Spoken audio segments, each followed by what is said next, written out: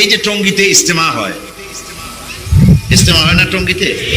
লোকেরা অনেক সময় বলে ফেলে যে আরাফাতের পরেই, হজের পরেই এই বিরাট অনুষ্ঠান।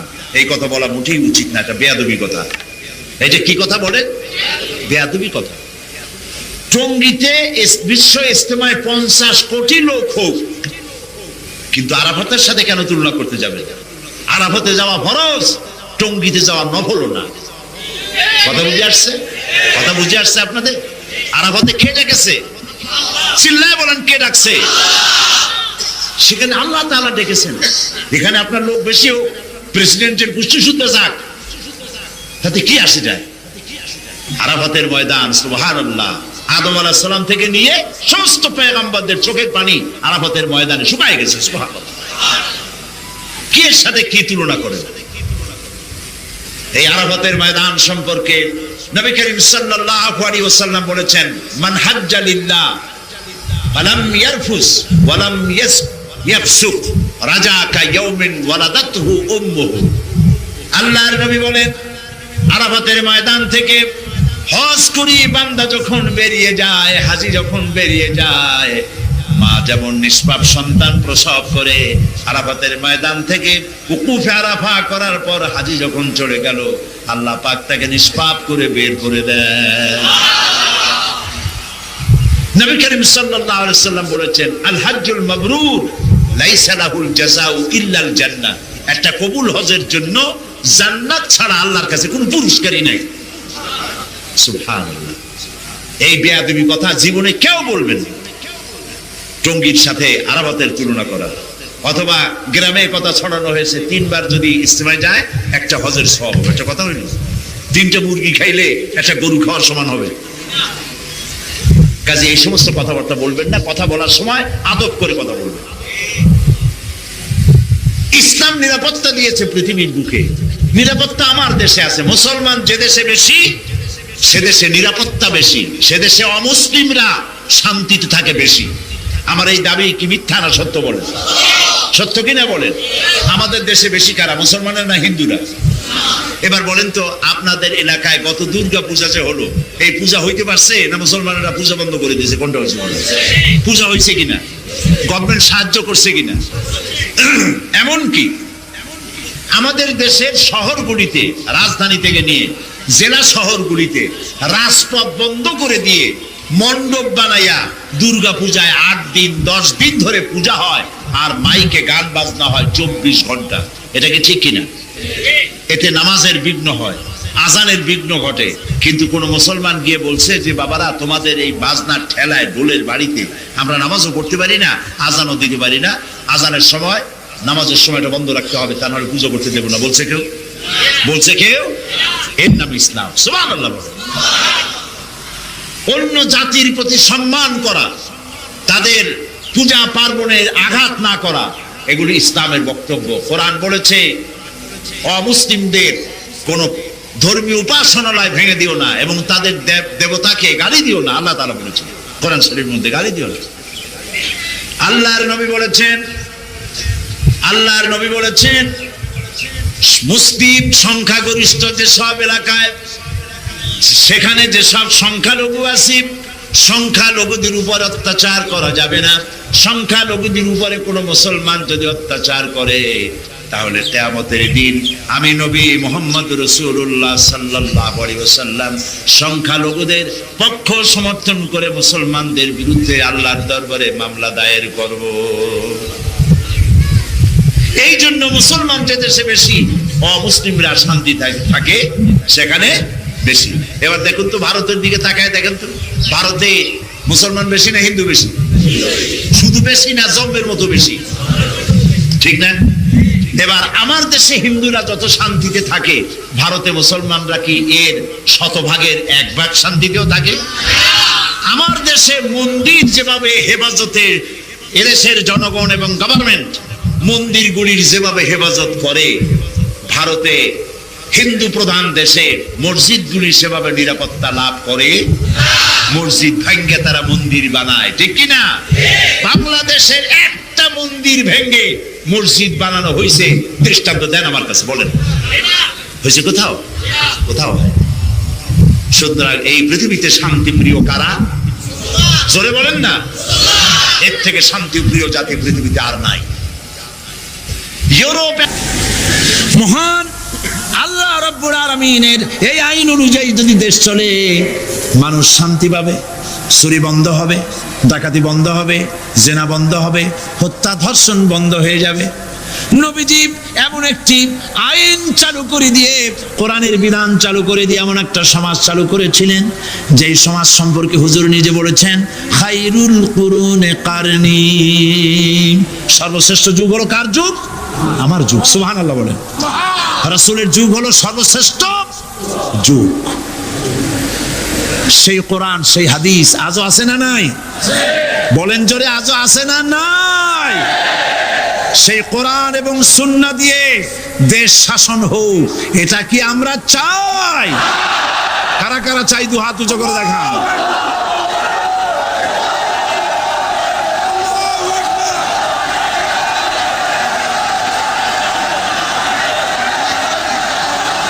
আরে ভাই, আপনারা দাঁড়ায় গেলেন কেন? বসেন বসেন। আমি তো একটা স্লোগান দিতে বললাম। হাত দেখতে চাইছি আমি, মাথা দেখতে চাই নাই। এই সুযোগে কোমরটা সোজা করে নিলেন। আচ্ছা বসেন, আর মহব্বতের সাথে জিকির করেন, লা ইলাহা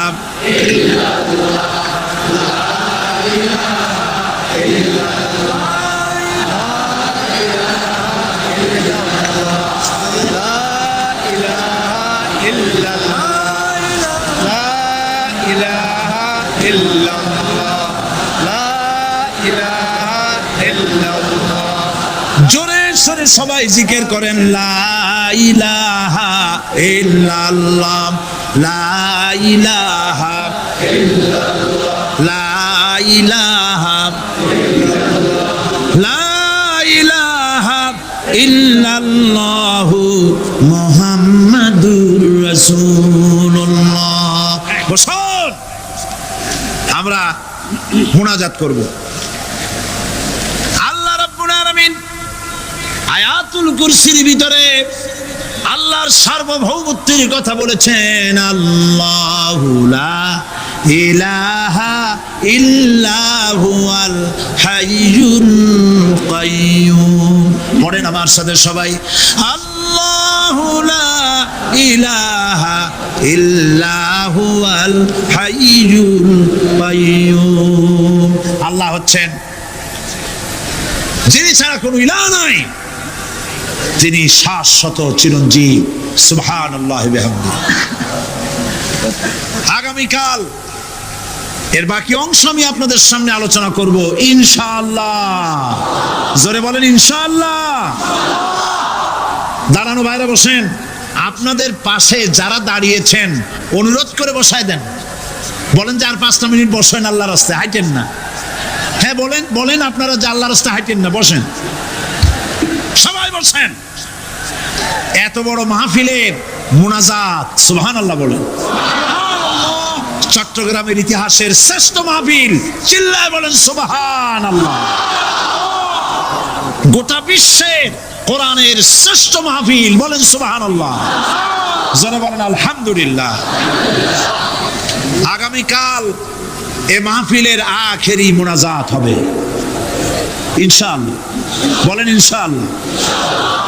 আমি আন্তরিকভাবে দুঃখিত, প্রতি বছর আমার মা বোনদের জন্য, চট্টগ্রামবাসী আমার মা বোনদের জন্য আলাদাভাবে তাদের প্রশ্নের উত্তর দেই এবং তাদের সামনে কোরআন হাদিসের কথা আলাদাভাবে বলি।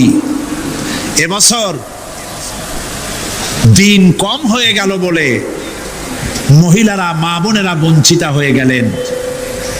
শিশু কিশোরদের জন্য আলাদাভাবে সমাবেশ করা হয়, তাও বঞ্চিত হয়ে গেল। এই বিশাল তাফসীরুল কোরআন মাহফিলের বরকত থেকে চিটাগংবাসীকে যারা বঞ্চিত করলো, আল্লাহ তাদের হেদায়েত নসিব করে দিয়ে।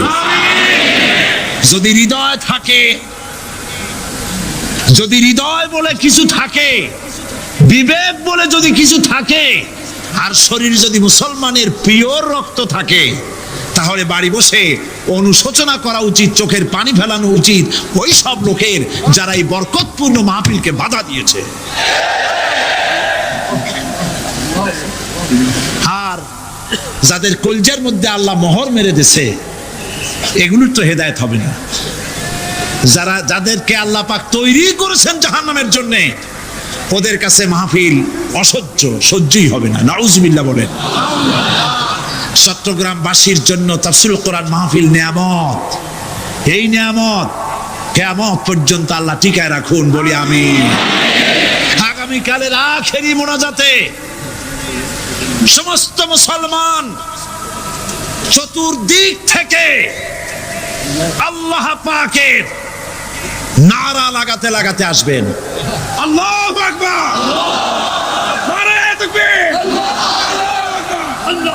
গোটা চট্টগ্রাম, গোটা চিটাগাং শহর আগামীকাল কোরআনের মিছিলের শহর হবে ইনশাআল্লাহ।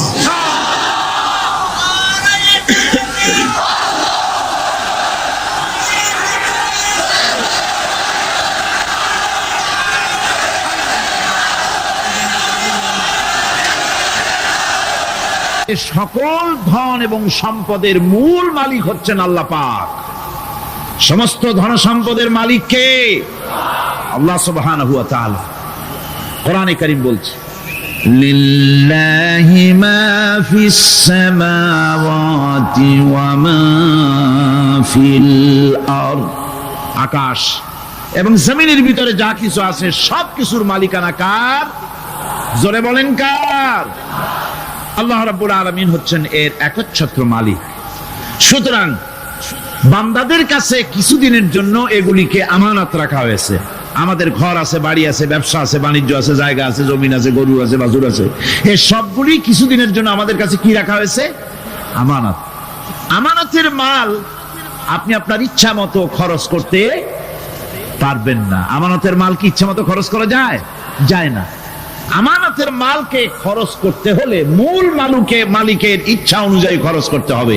মূল মালিককে আল্লাহ রাব্বুল আলামিন বলছেন, ইন্নাল্লাহা ইশতারা মিনাল মুমিনিনা আনফুসাহুম ওয়া আমওয়ালাহুম বিআন্না লাহুমুল জান্নাহ। আমি আমার মুমিনের জান এবং মালকে খরিদ করে নিয়েছি, বিনিময় জান্নাত দিয়ে দিয়েছি। তোমার কাছে যে জান আছে, মাল আছে, এটা তোমার নয়, এটা আমার আমানত তোমার কাছে। সুতরাং এই আমানত খরচ করতে হবে মূল মালিকের ইচ্ছা অনুযায়ী। সমাজের এক শ্রেণীর লোক প্রচুর বিত্তের মালিক হবে, সমাজের এক শ্রেণীর লোক প্রচুর বিত্ত এবং সম্পদের মালিক হয়ে ভোগ বিলাসের আনন্দের স্রোতে ভেসে যেতে থাকবে, নিজেকে ভাসিয়ে দেবে। আর এক শ্রেণীর লোক অনাহারে অর্ধাহারে কষ্ট করবে। এ বিধান ইসলামের নয়। কেউ থাকবে 10 তলায় আর কেউ থাকবে গাছতলায়, কেউ খাবে পোলাও, কোরমা, বিরিয়ানি, আর কারো কিসমতে মরিচ পোলাও হবে না। এ বিধান আল্লাহর নয়। ইসলামের বিধান হচ্ছে এই যে আল্লাহ যে সব সম্পদ মানুষকে দান করেছেন, এই সম্পদের ভিতরে বিত্তহীনদের অধিকার রাখা হয়েছে। বিত্তহীন যারা গরিব, যাদের কিছু নাই, তারা আপনার করুণার পাত্র নয়। কি বলেন? তারা কি ধনীদের করুণার পাত্র? কোরআনে কারিমে আল্লাহ বলেন, ওয়াল্লাযীনা ফি আমওয়ালিহিম হাক্কুন লিস-সাইলি ওয়াল মাহরুম। ধনীদের সম্পদের ভেতরে গরিবদের, বিত্তহীনদের অধিকার রয়েছে। সে অধিকার আদায় করে দাও। দান করা এমনি দিয়ে দাও এক জিনিস, গরিবদেরকে, বিত্তহীনদেরকে ইসলাম করুণার পাত্র বানায় নাই, বলেছে অধিকার। অধিকারটা বড় মজবুত কথা, এ কথার লোড আছে, ওয়েট আছে। আপনার আমার সম্পদের, অর্থাৎ যাদের বিত্ত আছে, বিত্ত সম্পদওয়ালা সম্পদশালী লোকেদের সম্পদের ভেতরে গরিবদের অধিকার রয়ে গেছে, সে অধিকার আদায় করতে হবে। ইসলাম সকল মানুষের দারিদ্র দূর করে বেঁচে থাকার মৌলিক অধিকার প্রতিষ্ঠিত করেছে। রাসূল করিম সাল্লাল্লাহু আলাইহি ওয়াসাল্লাম বলেছেন, লাইসা লি ইবনি আদম হাক্কুন সিওয়া হাযিহিল খিসাল, বাইতুন ইয়াসকুনুহু ওয়া সাওবুন ইউআরি আওরাতাহু ওয়া জালফাল খুবজ ওয়াল মা, আখরাজাহু তিরমিজি। তিরমিজি শরীফের হাদিসের ভেতরে এসেছে, রাসূল করিম সাল্লাল্লাহু আলাইহি ওয়াসাল্লাম বলেছেন, প্রত্যেকটি বনি আদমের তার বাস করার জন্য একটা গৃহ, এবং লজ্জা ঢাকার জন্য, শীত নিবারণের জন্য তার বস্ত্র, আর ক্ষুধা মিটাবার জন্য তার পানি আর রুটি ইত্যাদির ব্যবস্থা করতে হবে, চাই সে মুসলমান হোক আর হিন্দু হোক আর খ্রিস্টান হোক। বনি আদম, আদমের সন্তান যে মানুষ, যে তার এই অধিকার ইসলাম প্রতিষ্ঠিত করেছে। আজ বলা হচ্ছে খাদ্য, বস্ত্র, বাসস্থান সমাধান দেবে অমুকরা তমুকরা, এরকমের স্লোগান হয় না? ওরা দিতে পারবে না, ওরা দিতে পারে নাই। খাদ্য, বস্ত্র, শিক্ষা, চিকিৎসা, বাসস্থানের গ্যারান্টি দিয়েছে কোরআন, দিয়েছে আল্লাহ রসুল জনাব মুহাম্মদ রাসূলুল্লাহ সাল্লাল্লাহু আলাইহি ওয়াসাল্লাম। ইসলাম অর্থনৈতিক নিরাপত্তার জন্য যে সব পন্থা অবলম্বন করেছে, সেটা হচ্ছে যে সমাজের কর্মক্ষম সকল ব্যক্তি রুজির জন্য পরিশ্রম করবে, কেউ বসে থাকতে পারবে না। এটা হচ্ছে ইসলামের নিয়ম, কেউ বসে থাকতে পারবে না।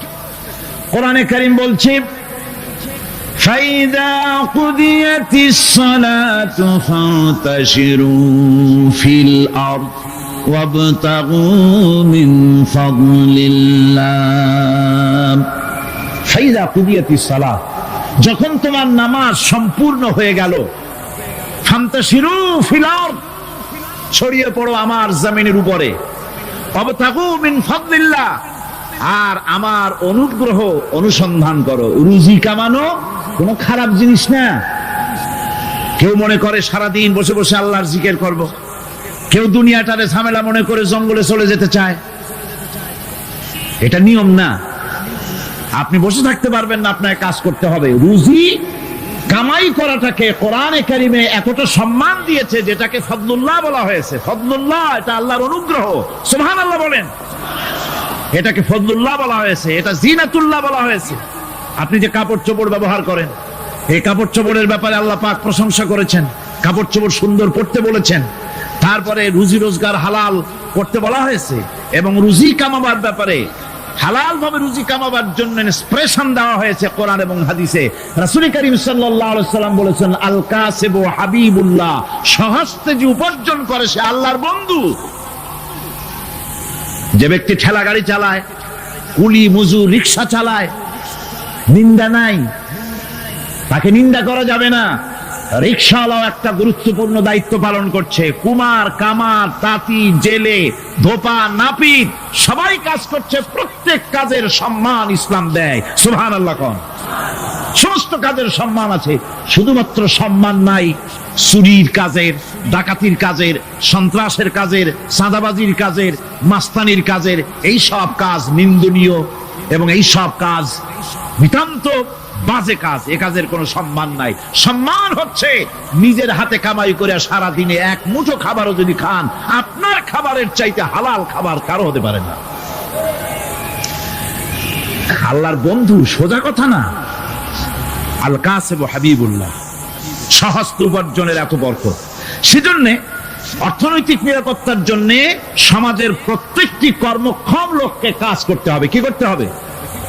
নামাজ পড়া হয়ে গেছে, এখন আর বসে থাকা চলবে না। নেমে পড়ুন কাজের জন্য, আল্লাহর অনুগ্রহ অনুসন্ধান করুন।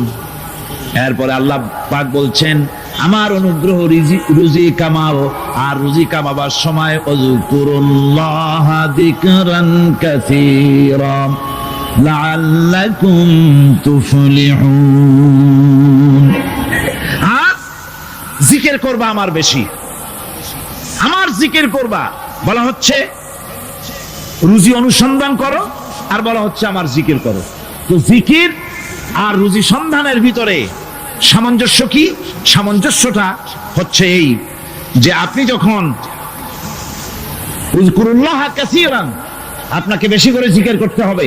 জিকির মানে কি? স্মরণ করা। জিকির মানে কি? স্মরণ করা। আল্লাহকে স্মরণ করেন। রুজি যখন কামাতে যাবেন স্মরণ করবেন কারে? চিল্লায় কোন কারে? আপনি রুজি কামাবার জন্য চাকরি করতেছেন,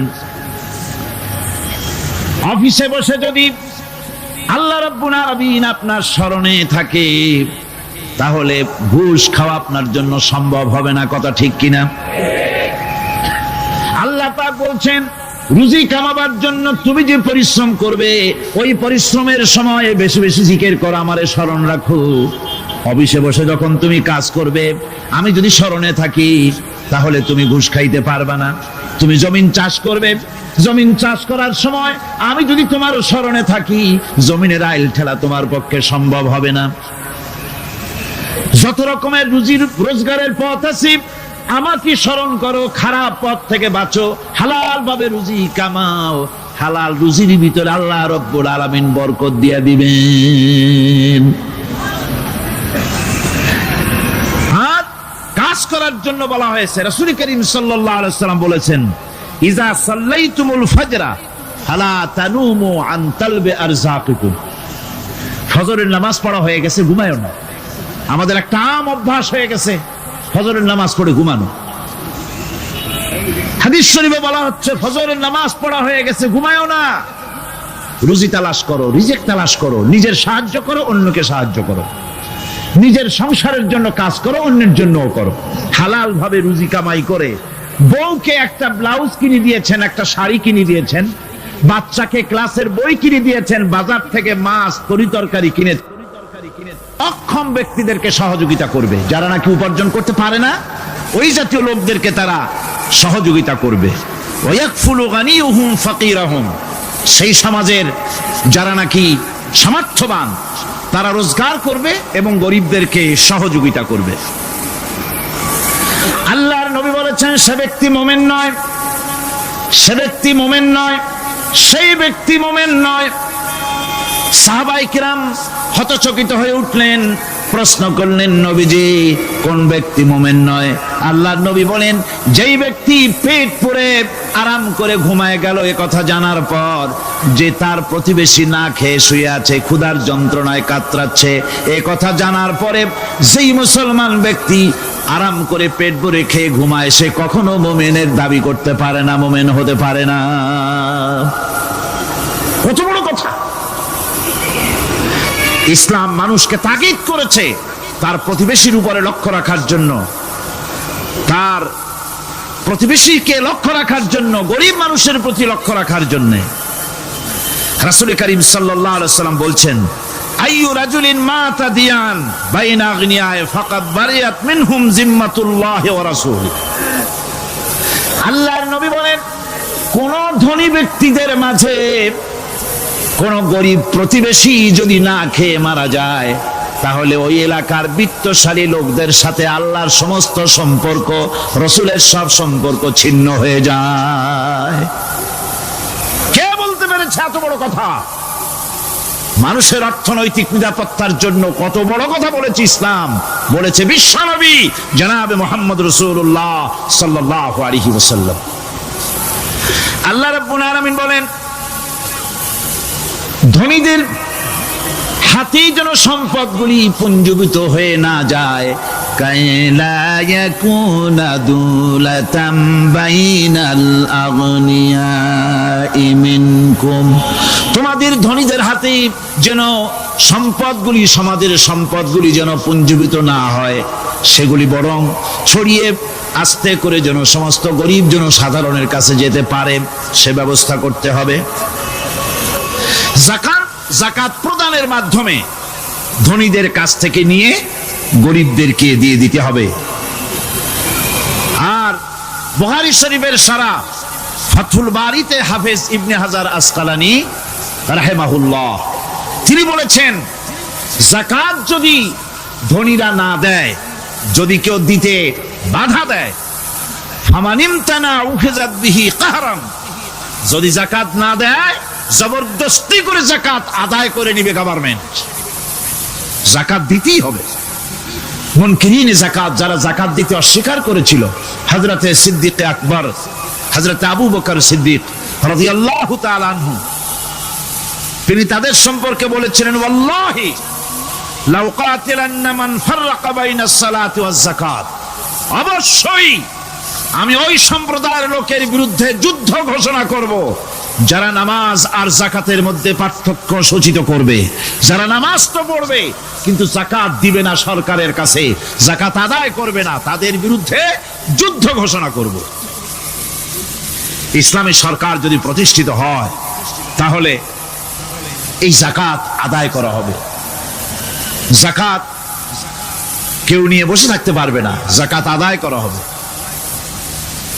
আমাদের দেশে নিয়ম মাফিক যদি যাকাত আদায় করা হতো, এই দেশ যদি ইসলামী গভর্নমেন্ট হতো, আল্লাহ যেন দয়া করে দেন, কন্যা আমিন। আল্লাহ পাক যদি দয়া করে দেশটার ইসলামী রাষ্ট্র বানায় দেন, তাহলে যাকাত তো আদায় করে নেওয়া হবে। যাকাত দিতে আপনি বাধ্য, গরিব মানুষ থাকবে না। এখনো বাংলাদেশে নিয়ম মাফিক যদি যাকাত আদায় করা হয়, নিয়ম মাফিক মানে সোনার যাকাত, রূপার যাকাত, নগদ ক্যাশের যাকাত, ফসলের ওষুধ সঠিকভাবে যদি আদায় করা হয়, তো একেবারে কম করে হলেও 1000 কোটি টাকা যাকাতের টাকা কালেকশন হতে পারে। এটা কি কম কথা? 1000 কোটি টাকা, এই টাকা আদায় করা হচ্ছে না।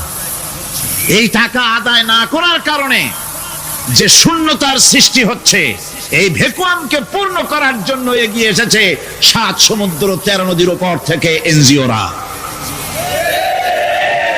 এনজিওরা এসে আমাদের দেশে, সব এনজিও খারাপ আমি তা বলি না, বহু এনজিও আছে যারা এদেশের উন্নয়নের, আর্থসামাজিক উন্নয়নের জন্য তারা প্রচেষ্টা করছে। রাস্তাঘাট, স্কুল, কলেজ, চিকিৎসা ইত্যাদির দিকে কাজ করছে। যতগুলি এনজিও আমাদের দেশে আছে তার ভিতরে 52টা এনজিও গোনা বাছা যারা ইসলামের প্রকাশ্য দুশমন, আর এর শীর্ষস্থানে আছে ব্রাক। এই এনজিও গুলি তারা আমাদের দেশে এসে সুদি কারবার শুরু করেছে, পরিপূর্ণভাবে সুদের কারবার। ব্যাংকের থেকে যদি আপনি লোন নেন তাহলে 15 or 17% ইন্টারেস্ট দিতে হবে, আর ওদের কাছ থেকে যে সুদ, যে টাকা নেওয়া হয়, সেই টাকায় গ্রামীণ ব্যাংক থেকে শুরু করে ব্রাক বলেন, কারিতাস বলেন, অক্সফাম বলেন, অ্যাডাপ বলেন, যেগুলি আছে এগুলি সুদ নেয় 30 থেকে 34% পর্যন্ত। গোটা জাতিকে গ্রাম পর্যায়ে তারা সুদের নিবিড় চাষ করতেছে, ঘরে ঘরে সুদ পৌঁছে দিয়েছে, মুসলমান নারীদেরকে বেহুরমতি করেছে, ইসলামের ঐতিহ্য ধ্বংস করতেছে, নারীদেরকে বিপর্দা করতেছে, আমার দেশের ফ্যামিলি স্ট্রাকচারকে এনজিওরা ধ্বংস করে দিচ্ছে।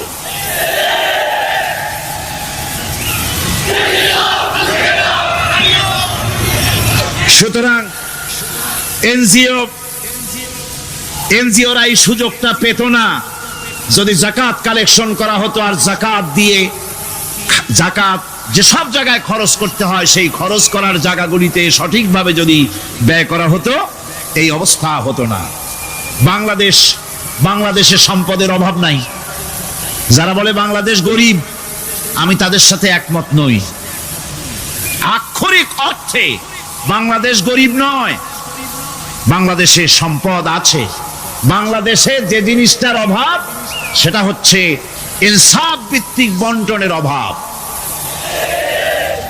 এখানে কেউ তো 1000 বিঘা জমির মালিক, বিঘা বুঝেন না কি কোন আপনারা? কানি। কেউ তো 1000 কানির মালিক, আর কারো তো রান্নাঘর উঠাবার জায়গা নাই। কথাটা ঠিক কিনা?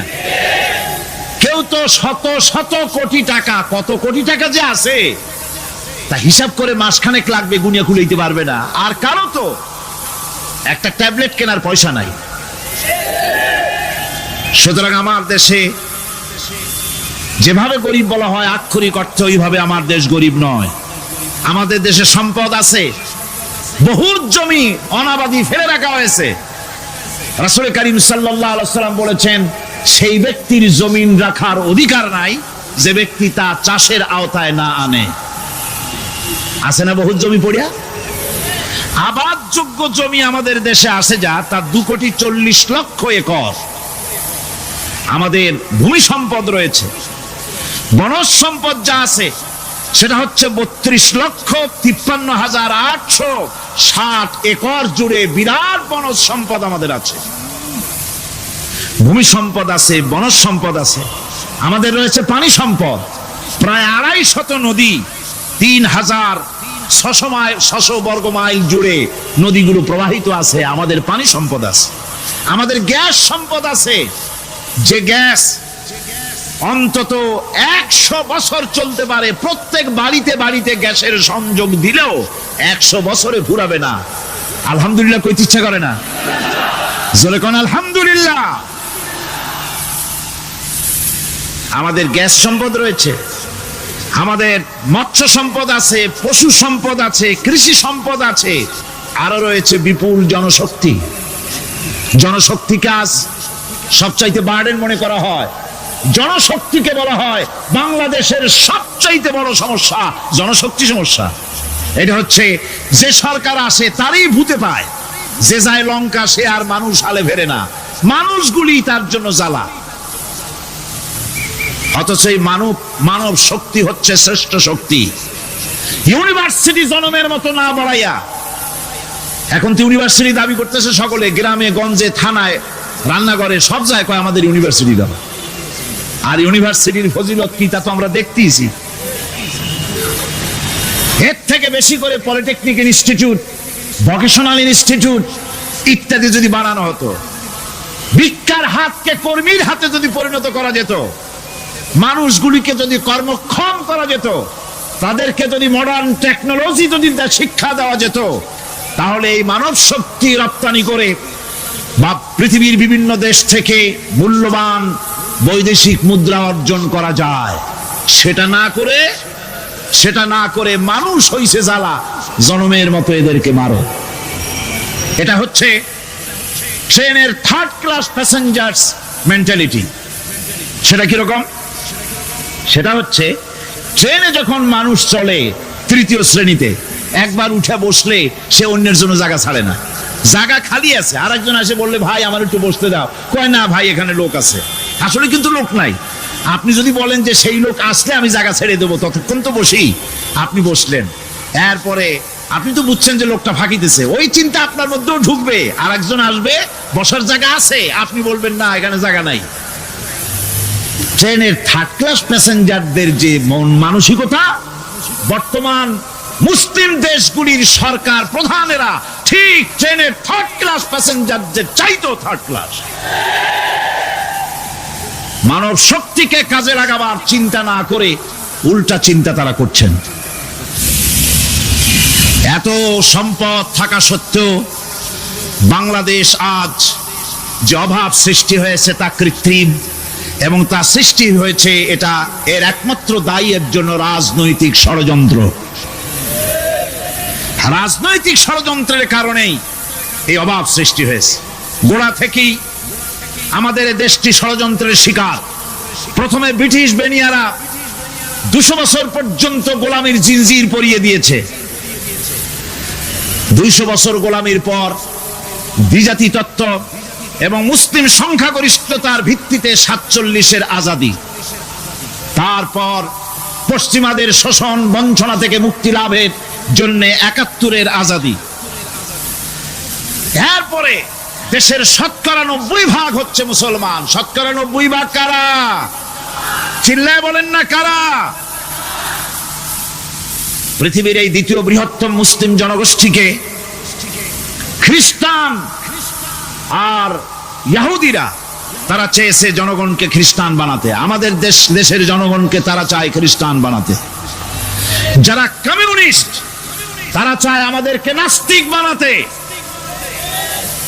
আর পার্শ্ববর্তী দেশের পেইড এজেন্ট যারা আমাদের দেশে আছে, তারা চায় পৃথিবীর নিকৃষ্টতম কুফরি মতবাদ, ধর্ম নিরপেক্ষ মতবাদের মাধ্যমে গোটা জাতিকে ধর্ম থেকে দূরে সরিয়ে দিতে চায়। সুতরাং এই ষড়যন্ত্রের শিকার হয়ে আছে বাংলাদেশ। বাংলাদেশের এই আর্থসামাজিক প্রেক্ষাপটে ইসলামের বিধান ছাড়া, আল্লাহর দেওয়া বিধান ছাড়া এর কোনো মুক্তি নাই, এর নাজাতের কোনো পথ নাই। আল্লাহ রাসূল ক্ষমতা আরোহণ করলেন, রাষ্ট্রের মালিক হলেন, প্রেসিডেন্ট হলেন। রাসূলুল্লাহ কি হলেন? আল্লাহর নবী প্রেসিডেন্ট হলেন। সমাজের গরিব দুঃখীদের ব্যাপারে নবীজি বললেন, মান তারাকা মালান ফালওয়ারাসাতিহি ওয়া মান তারাকা দিয়ান আও কুল্লা ফালিয়াতিনি ফাইন্না মাওলাহু, রাওয়াহুল বুখারী।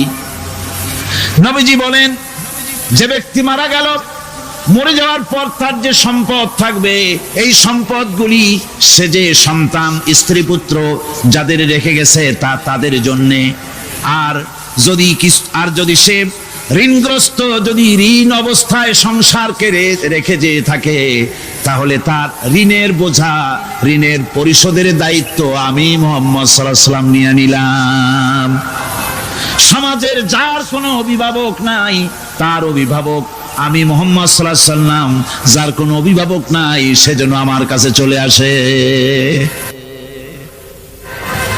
ইসলামী রাষ্ট্র এই বিধান পেশ করেছে। এর চাইতে সুন্দরতম বিধান পৃথিবীতে আর কেউ দিতে পারে নাই। সেজন্যে সেই সমাজে চুরি বন্ধ হয়েছে, ডাকাতি বন্ধ হয়েছে, জেনা বন্ধ হয়েছে, সব বন্ধ হয়ে গিয়ে সুন্দর একটি সমাজ প্রতিষ্ঠিত হয়েছিল। আর রাসূল বলেছিলেন, খাইরুল কুরুনে কারনি, সর্বশ্রেষ্ঠ যুগ হলো আমার যুগ। সুবহানাল্লাহ বিহামদিহি। মানুষ দরজা খুলে ঘুমায়েছে, কারো ক্ষুধার কষ্ট নাই, পড়ার কষ্ট নাই, খাবারের চিন্তা নাই, চুরি ডাকাতির ভয় নাই, ভয় মুক্ত। ওই যে গতকাল বলেছিলাম, যেমন একটা সমাজ আসবে, খাব্বাব চিন্তা করো না, আমি কসম করছি এমন একটা সমাজ প্রতিষ্ঠিত হবে যেই সমাজে চুরি, ডাকাতি, জেনা, ব্যভিচার, হত্যা, ধর্ষণ কোনো ভয় থাকবে না। লা ইয়াখাফু ইল্লাল্লাহ, আল্লাহ ছাড়া কারো কোনো ভয়, মনের ভিতরে ভয় থাকবে না। ওয়ালাকিন্নাকুম তাস্তাজিলুন, তোমরা বড্ড তাড়াহুড়ো করতেছো, বেসবর হচ্ছ, সবর করো, তাড়াহুড়ো করো না। এমন সমাজ আসবে। রাসূলুল্লাহ এরকম একটা সমাজ গোটা পৃথিবীবাসীকে উপহার দিতে পেরেছিলেন না পারেন নাই? পেরেছিলেন কিনা? সেই কথাই আল্লাহ রাব্বুল আলামিনের কথার সঙ্গে বার মিলান। লাইসাল বিররা আন তুওয়াল্লু বুজুহাকুম কিবালাল মাশরিকি ওয়াল মাগরিব, পূর্ব পশ্চিমে কত মাথা ঘুরালে, চেহারা ঘুরালে, এটাই কিন্তু তোমার পুণ্যবান হওয়ার জন্য, নেককার হওয়ার জন্য যথেষ্ট নয়। বরং যথেষ্ট হলো আল্লাহর প্রতি ঈমান আনো, কিতাবের প্রতি, পরকালের প্রতি, ফেরেশতার প্রতি, নবীদের পরে ঈমান আনো। আর আল্লাহর মহব্বতে, আল্লাহর প্রেমে উদ্বুদ্ধ হয়ে আর একটা বড় কাজ করো, সেটা হলো ওয়াতাল মালা আলা হুব্বিহি যাবিল কুরবা ওয়াল ইয়াতামা ওয়াল মাসাকিন ওয়াবনাস সাবিল ওয়াস-সাইলিনা ওয়া ফির রিকাবি ওয়া কামাস সালাতা وآتى الزكاة والموفون بعهدهم إذا عاهدوا والصابرين في البأساء والضراء وحين البأس أولئك الذين صدقوا وأولئك هم المتقون। আরেকটি গুরুত্বপূর্ণ কাজ করতে হবে আল্লাহ পরকালে বিশ্বাস করার সাথে সাথে, সেটা হলো এই, তোমাদের জানের মতো প্রিয় ধন এবং সম্পদকে আল্লাহর মহব্বতে খরচ করতে হবে। সেজদা দিয়ে কপালে দাগ লাগাইছো, কিন্তু প্রতিবেশীকে সাহায্য করো নাই, গরিবদেরকে দাও নাই, এতিমকে দাও নাই, বোনকে ঠকাইছো, মেয়েকে ঠকিয়েছো, তোমার ওই সেজদায় কিয়ামতে কাজ দিবে না। প্রকৃতপক্ষের নেককার পুণ্যবান হওয়ার জন্য গরিব জনসাধারণকে সহযোগিতা করতে হবে। এরপরে মাঝখান থেকে যেটা বাদ দিয়েছিলাম, বলেছিলাম নামাজ এবং যাকাত। আমি যাকাতটা কালকে আগে নিয়ে এসেছিলাম, নামাজটা ছিল আগে। সেই নামাজটা যেহেতু আলাদা একটা বিষয় হবে, আর যাকাতটা সদকার সাথে সামঞ্জস্য আছে, সেই জন্য যাকাত আর সাদাকার কথাটা একসঙ্গে মিলাই বলেছিলাম। এখন শুরু করছি নামাজ। সালাত, সালাত এর আবিধানিক অর্থ হচ্ছে কোন জিনিসের দিকে মুখ ফিরানো। সালাতের অর্থ হচ্ছে নিকটবর্তী হওয়া, মুখ ঘুরানো, মুতাওয়াজ্জা হওয়া। ওই যে হযরত ইব্রাহিম আলাইহিস সালাম বলেছিলেন, ইন্নী ওয়াজ্জাহতু ওয়াজহিয়া লিল্লাযী ফাতারাস সামাওয়াতি ওয়াল আরদ। জানেন আপনারা? পড়েন, ইন্নী ওয়াজ্জাহতু ওয়াজহিয়া লিল্লাযী ফাতারাস সামাওয়াতি ওয়াল আরদা হানিফা ওয়া মা আনা মিনাল মুশরিকিন। নিশ্চয় আমার মুখ ঘুরায় দিলাম কার দিকে? যিনি আকাশ এবং জমিনের স্রষ্টা, সব কিছুর মালিক যিনি, তার দিকে আমি মুতাওয়াজ্জা হলাম। নামাজের অর্থই হচ্ছে মুতাওয়াজ্জা হওয়া, মুখ ঘুরিয়ে দেওয়া, চেহারা ঘুরিয়ে দেওয়া। আর নামাজের আরেক অর্থ হচ্ছে নিকটবর্তী থেকে আরো নিকটবর্তী হওয়া। আমরা কি নিকটবর্তী হতে চাই? না বুঝলে কবেন কি? নিকটবর্তী হইতে চাই কার? আল্লাহ। আমরা কি আল্লাহর নিকটবর্তী হতে চাই? আল্লাহ রাব্বুল আলামিন বলেন, নিকটবর্তী হতে হলে ওয়াসজুদ ওয়াকতারিব, সেজদা দাও আর সেজদার মাধ্যমে আমার নিকটবর্তী হয়ে যাও। সেজদা দিলেই আল্লাহর নিকটবর্তী হওয়া যায়। কোন সুবহানাল্লাহ। সাহাবী, আল্লাহ নবীর সাহাবী প্রশ্ন করেছেন, নবীজি, বান্দা কখন আল্লাহর নিকটবর্তী হয়ে যায়? নবীজি বলেছেন, বান্দা যখন সেজদা দেয় তখন আল্লাহর বান্দার মাঝে কোনো হিজাব থাকে না, একদম আল্লাহ পাকের নিকটবর্তী হয়ে যায় বান্দা যখন সেজদায় পড়ে যায়। সুতরাং নামাজ হচ্ছে নিকটবর্তী হওয়া, সালাত এটা হচ্ছে নিকটবর্তী হওয়া। নামাজ ফরজ হওয়ার কারণ হচ্ছে এই যে মানুষ আল্লাহর বান্দা বা গোলাম হিসেবে সৃষ্টি হয়েছে, তাই একমুখী হয়ে রবের বন্দিগি করা এটা হচ্ছে তার স্বাভাবিক একটা প্রকৃতি। আল্লাহ রাব্বুল আলামিন এই প্রকৃতির দাবি মিটাবার জন্যই নামাজের ব্যবস্থা করেছেন। মানুষের ফিতরত, মানুষের নেচার, মানুষের ফিতরত হচ্ছে এই যে কারো না কারো কাছে মাথা নত করা,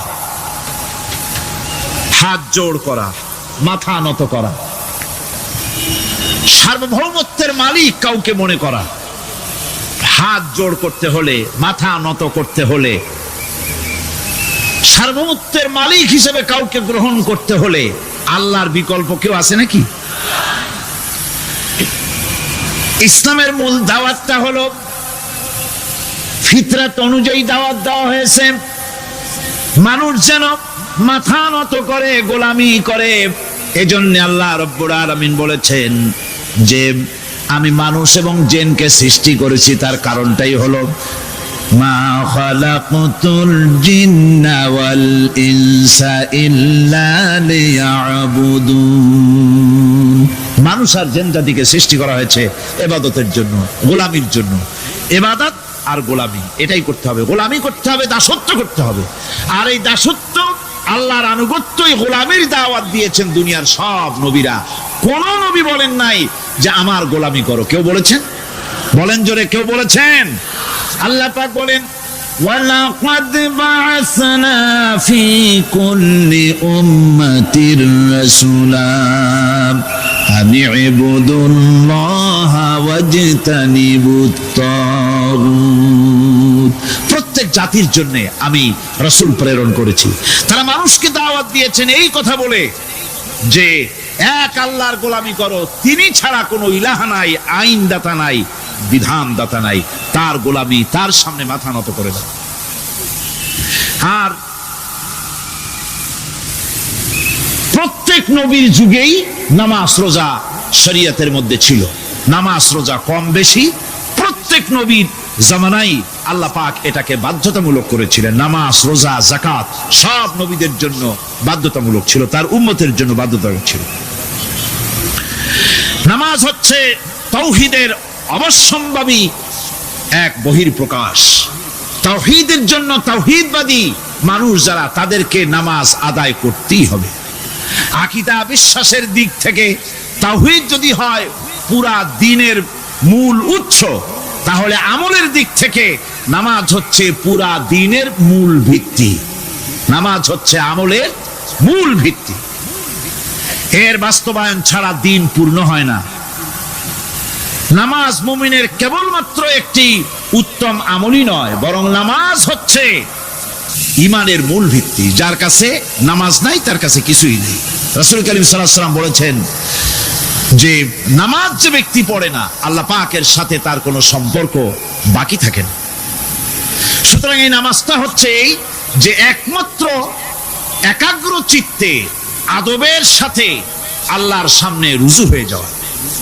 কোরআনে কারীম বলছে মুনিবিনা ইলাইহি ওয়াত্তাকুহু ওয়াকিমুস সালাতা ওয়া লা তাকুনু মিনাল মুশরিকিন।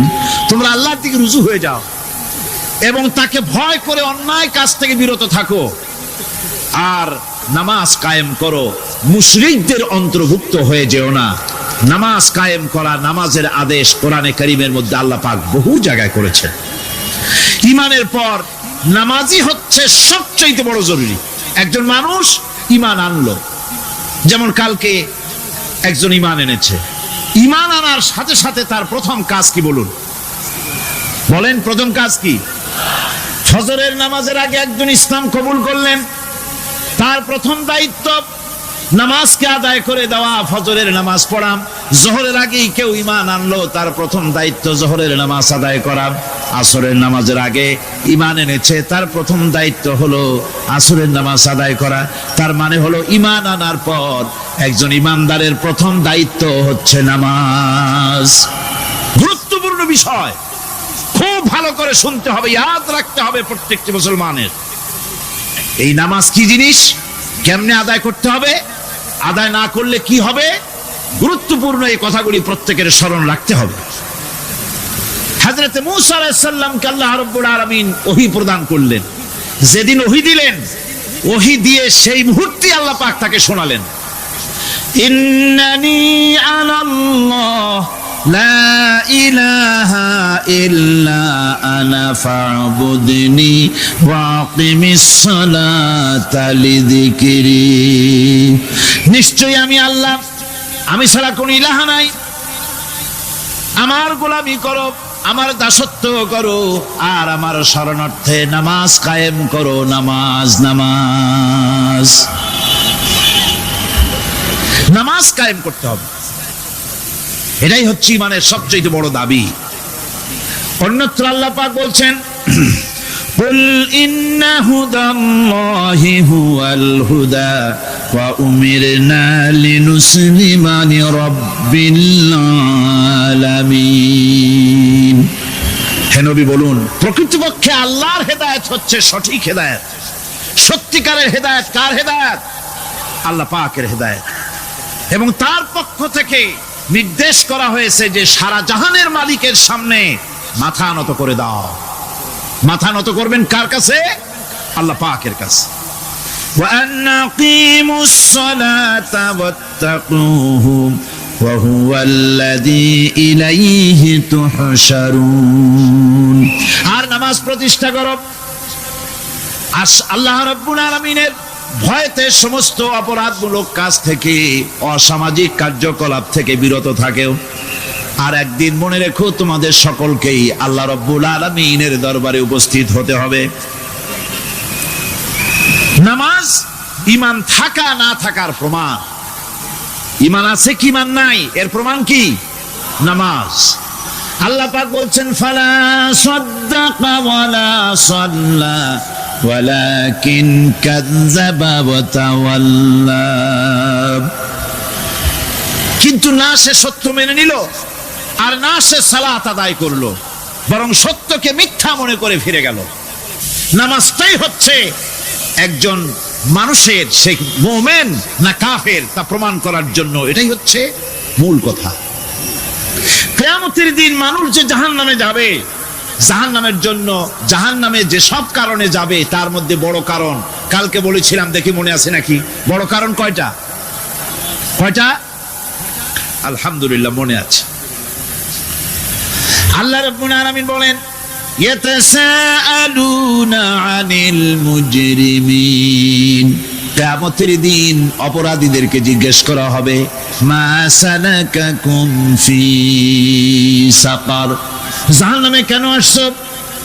জবাবে তারা বলবে, ক্বালু লাম নাকু মিনাল মুসাল্লিনা ওয়া লাম নাকু নুতঈমুল মিসকিন, নামাজ পড়ি নাই আর এতিম মিসকিনদের খেতে দেই নাই, এই কারণেই জাহান্নামে এসেছি। কল নাউযুবিল্লাহ। নামাজ যারা পড়বে না জাহান্নামে যেতে হবে। কোথায় যেতে হবে? কেউ কেউ মনে করতে পারবেন নামাজের ওয়াজ তো বহু শুনছি, এর চাইতে গুরুত্বপূর্ণ জিনিস আর নাই। নামাজের চাইতে গুরুত্বপূর্ণ ইবাদত আল্লাহর সৃষ্টি করেন নাই। মুসলমানের জন্য সর্বশ্রেষ্ঠ ইবাদত কি? চিল্লায় এখন জোরে বলেন কি? এই নামাজ আকসার মানুষের নামাজ হয় না। যারা আমরা নামাজ পড়ি, বহু লোকের নামাজ পড়ে ঠিক, কিন্তু নামাজ আদায় হয় না। আমি সে কথা বলবো সামনের দিকে, প্রাণ খুলে শুনবেন, কাজে লাগবে ইনশাআল্লাহ। কোন ইনশাআল্লাহ? আকীদাগত দিক থেকে ঈমান হলো তাওহীদের স্বীকৃতি, আর আমলের দিক থেকে নামাজ হচ্ছে তাওহীদের বহিঃপ্রকাশ। আপনি মুসলমান তা প্রমাণ হবে নামাজ দিয়ে। নামাজহীন ঈমানের দাবি মূল্যহীন। যার নামাজ নাই তার ঈমানের দাবি করার কোনো মূল্যই নেই। অনেকে এরকম কথা বলে, হুজুর আমি মানুষটা নিতান্ত খারাপ না, যাই মনে করেন, গ্রামে রাস্তা বানাইছি, ব্রিজ করে দিয়েছি, কালভার্ট করেছি, এতিম মিসকিনরে তাও মাঝে মধ্যে খাবার দেই। নামাজ হচ্ছে ইসলামের গণ্ডির মধ্যে প্রবেশের প্রমাণ।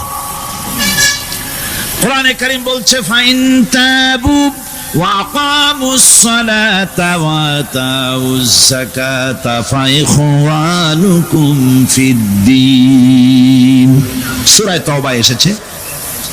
তারা যদি তওবা করে আর নামাজ কায়েম করে, যাকাত যদি আদায় করে, তাহলে এখন তোমাদের সে দ্বীনি ভাই, এখন ভাই হয়ে গেল। একটু আগে ছিল কাফের মুশরিক, এখন তোমার দ্বীনি ভাই। দ্বীনের গণ্ডির মধ্যে প্রবেশ করা, কলেমা পড়ার সাথে সাথেই নামাজ। নামাজ হচ্ছে দ্বীনের প্রধান গেট, দ্বীনের প্রধান তোরণ। দ্বীনের মধ্যে প্রবেশ করার জন্য এই গেট দিয়ে প্রবেশ করতে হবে। সুতরাং এই নামাজের এতই গুরুত্ব দেওয়া হয়েছে। ইসলাম যদি ক্ষমতায় আসে, আল্লাহ যেন এনে দেন, জোরে কোন আমিন। ইসলাম যদি ক্ষমতায় এসে যায়, রব্বুল আলামিন তাফসীরের মাহফিল, কোরআন সামনে নিয়ে আশা করে তোমার দরবারে দোয়া করি, এই বিশাল জনসমুদ্রের দোয়া কবুল করো মাবুদ গো, এই বাংলাদেশকে ইসলামের দেশ বানাইয়া দাও। দেশটা যদি ইসলামের হয়ে যায়, আইন যদি আল্লাহর হয়, শাসন যদি সৎ লোকেরা করে, রব্বুল আলামিন কোরআন শরীফে বলেন, তাহলে তারা 4টা কাজ করবে। আল্লাযীনা মাক্কান্নাহুম ফিল আরদ আকামুস সালাতা ওয়া আতাউজ যাকাত ওয়া আমারু বিল মা'রুফি ওয়া নাহাউ আনিল মুনকার। মুমিনেরা ক্ষমতায় এসে প্রথম যে কাজটা করবে, প্রথমে ক্ষমতা এসেই নামাজ বাধ্যতামূলক করবে। প্রথম কি? ওয়াজ নসিহতে অনুরোধ করা হবে না, বাবাজিরা আল্লাহর রাস্তায় নামাজটা পড়ে না। রেডিও এবং টেলিভিশনের মাধ্যমে রাষ্ট্রপ্রধান অর্ডার করে দিবেন, আজ থেকে বাংলাদেশের 12 কোটি তাওহীদি জনতা, নারী পুরুষ যারা আকেল বালিগ, সকলের জন্য নামাজ বাধ্যতামূলক, নামাজ পড়তেই হবে। এটা অর্ডার। বেলা যখন 1টা বেজে যাবে, বেলা যখন 1টা বাজবে, সমস্ত মসজিদে আজান শুরু হয়ে যাবে। আজানের সাথে সাথে অফিস, আদালত, কল কারখানা, ক্ষেত খামার, শিক্ষাঙ্গন সব ডেডলক হয়ে যাবে। আধা ঘন্টার জন্য বন্ধ হয়ে যাবে। যারা মুসলমান অফিসে, কলেজে, ইউনিভার্সিটিতে সর্বত্র তারা নামাজের জন্য প্রস্তুতি নেবেন। আধা ঘন্টার ভিতরে নামাজ আর খানা সেরে আবার কলেজ চলবে, বিশ্ববিদ্যালয় চলবে, কল চলবে, কারখানা চলবে, ক্যান্টনমেন্ট চলবে, সেক্রেটারিয়েট চলবে, সব আপন গতিতে চলতে থাকবে। আল্লাহর রহমত, বরকত আকাশ ফেরে নাজিল হয়ে যাবে। আর এই অর্ডার যে দেওয়া হবে, নামাজ পড়বেন সেখানে।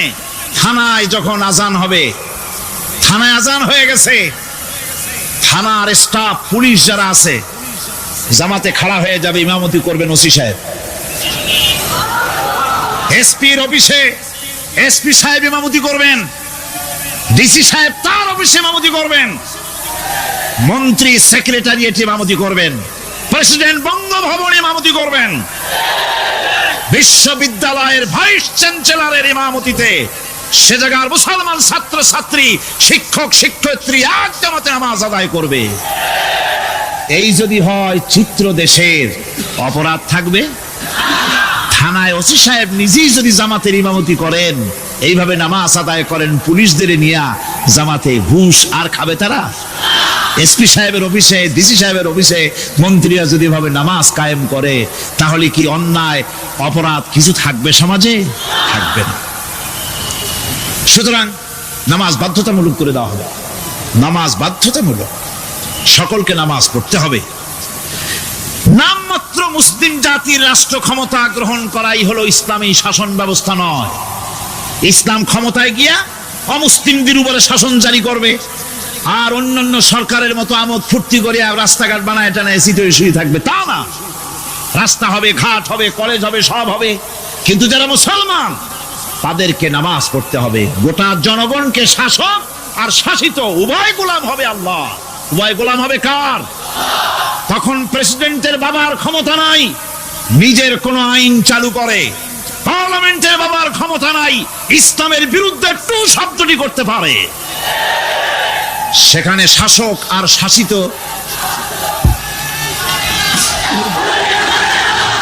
শাসক আর শাসিত হয়ে যাবে একজন এক হুকুমদাতার গোলাম।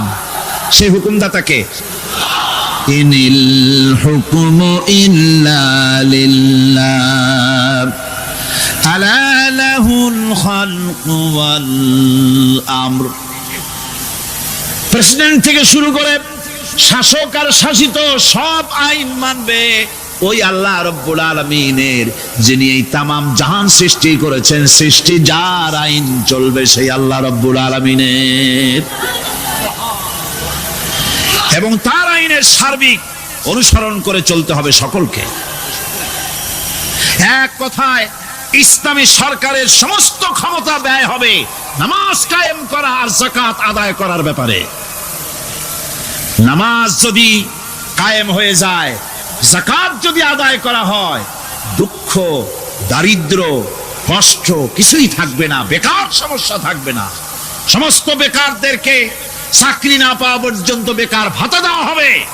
বুড়ো মানুষেরা যখন বুড়ো হয়ে যায়, ছেলের কাছে আদর নাই, বউর কাছে কদর নাই, আর ছেলে বউ বদদোয়া করতে থাকে, বুড়েরা মরে না কেন? আছেন আমাদের সমাজ।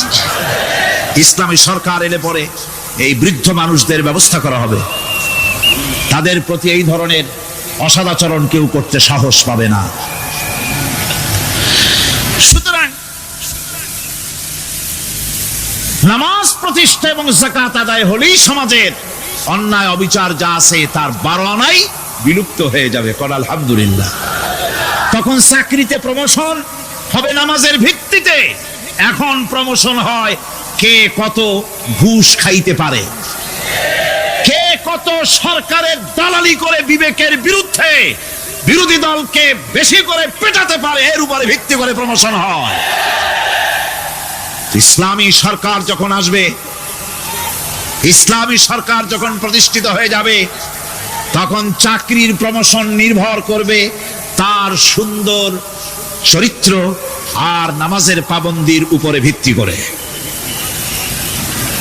সমাজে দুঃখ দুর্দশা থাকবে, যেরকম থাকবে থাকবে। আমার ভাইয়েরা, নামাজ হচ্ছে আল্লাহ রাব্বুল আলামিনের সাহায্য লাভের একমাত্র মাধ্যম। আল্লাহর কাছে যদি সাহায্য পেতে চাই তাহলে নামাজ লাগবে। লাগবে কি কোন? وَلَقَدْ أَخَذَ اللَّهُ مِيثَاقَ بَنِي إِسْرَائِيلَ وَبَعَثْنَا مِنْهُمُ 12 نَقِيًّا وقال الله إني معكم لئن أقمتم الصلاة। আল্লাহ পাক বলেন, বনি ইসরাইলদের নিকট আমি ওয়াদা নিয়েছিলাম, তোমরা যদি মানুষদেরকে অসামাজিক কার্যকলাপ থেকে যদি তোমরা ফিরাইতে পারো, মানুষদেরকে অসামাজিক কার্যকলাপ থেকে তোমরা ফিরাবে। 12টা গোত্রের জন্য 12 জন নকিব নির্দিষ্ট করে দেওয়া হলো, তাদের দায়িত্ব দেওয়া হলো। মানুষদেরকে, সমাজের লোকদেরকে অন্যায় কাজ থেকে তারা ফিরাবে, ভালো ভালো কাজ করার জন্য তাদেরকে আদেশ করবে, অসামাজিক অধর্মীয় কাজ থেকে বাঁচাবার চেষ্টা করবে। এইটা যদি তোমরা করো তাহলে আমি তোমাদের সাথে আছি। শর্ত হলো একটা, তোমাদেরকে নামাজ কায়েম করতে হবে। নামাজ যদি কায়েম করো আমার মদদ তোমাদের জন্য অবধারিত হবে। নামাজ প্রতিষ্ঠা করলেই আল্লাহর সাহায্য লাভ করা যায় জীবনের সকল ক্ষেত্রে।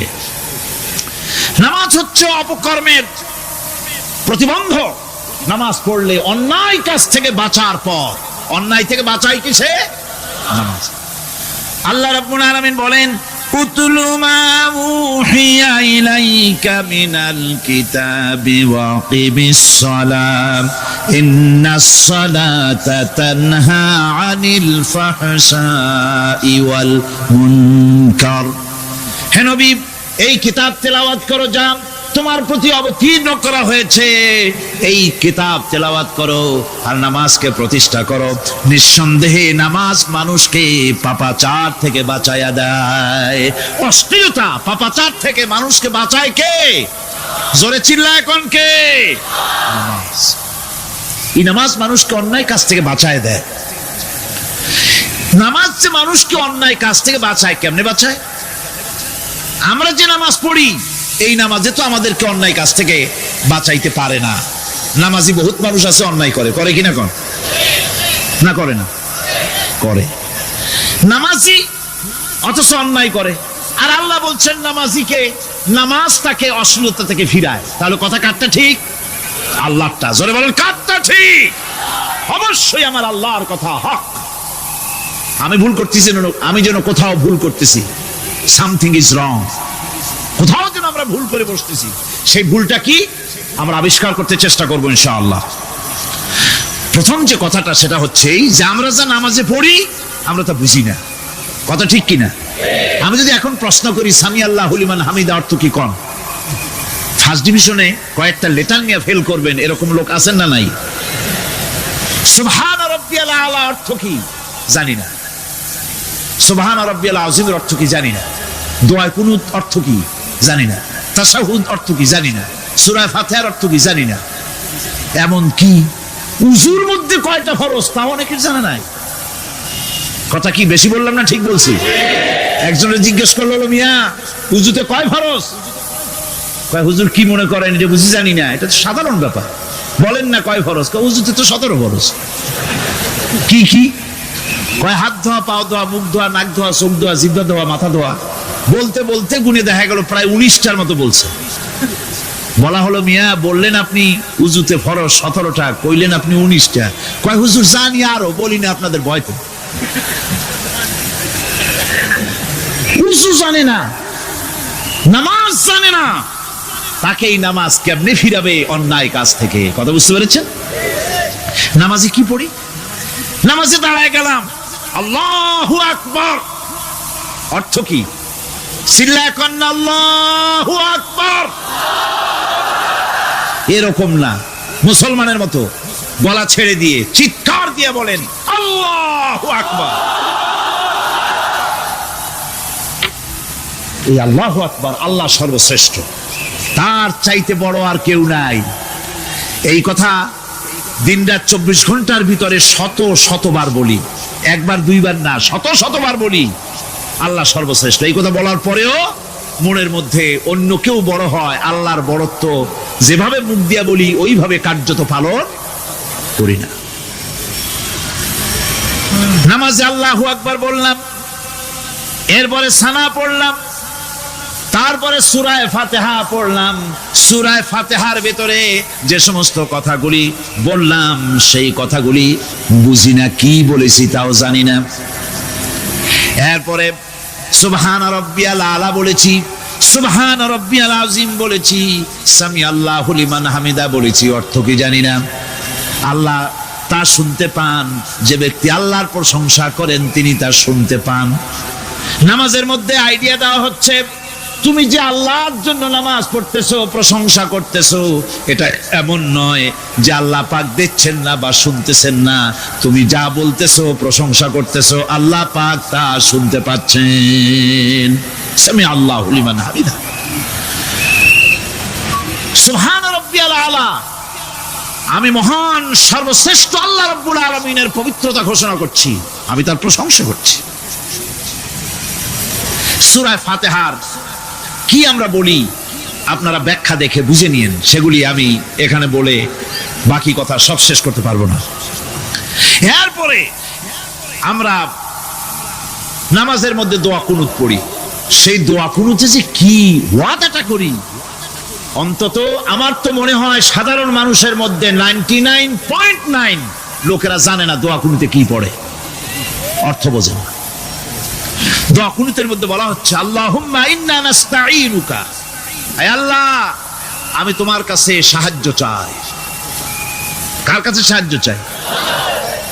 আল্লাহর কাছে সাহায্য চাই।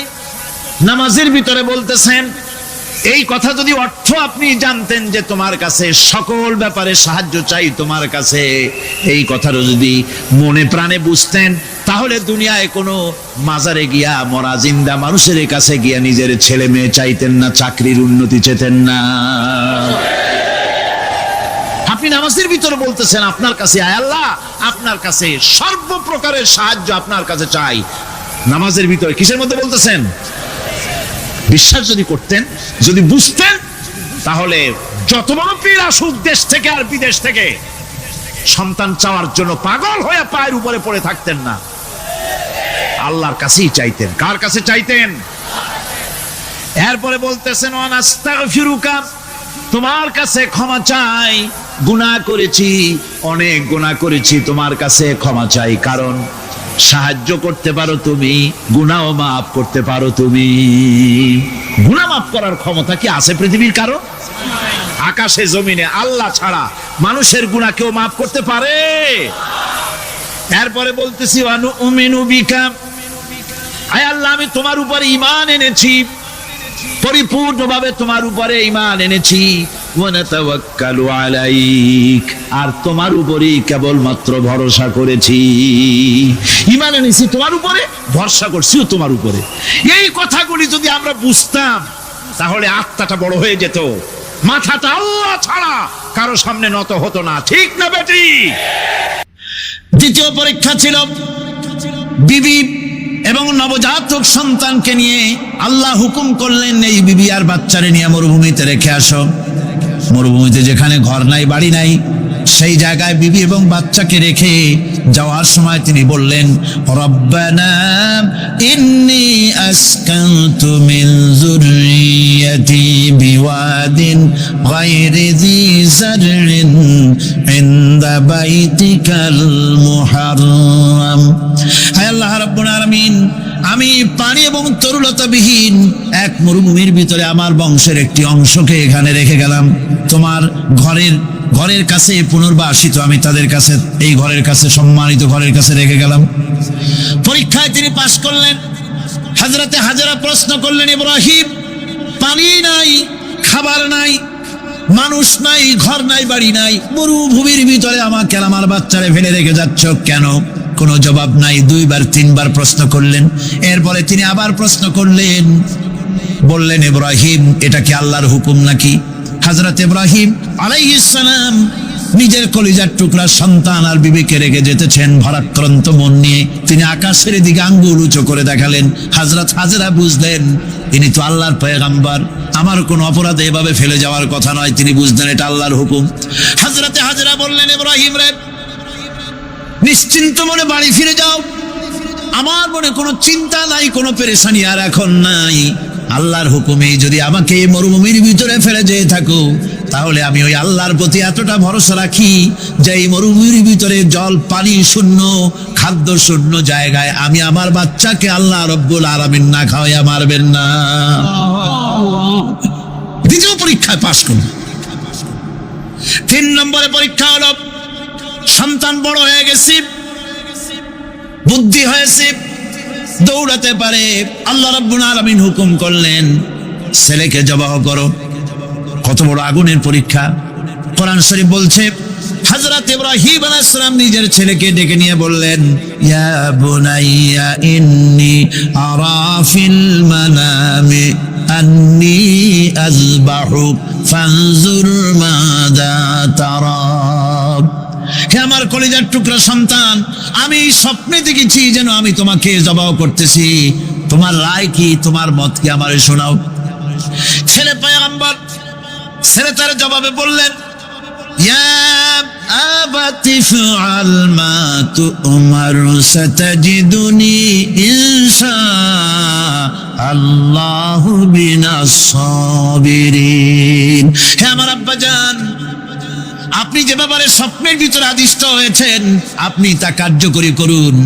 আমাকে এতটুকু অধৈর্যের মধ্যে পাবেন না, আমাকে ধৈর্যশীলদের মধ্যে পাবেন। আমারে আপনি আল্লাহর হুকুম পালন করেন।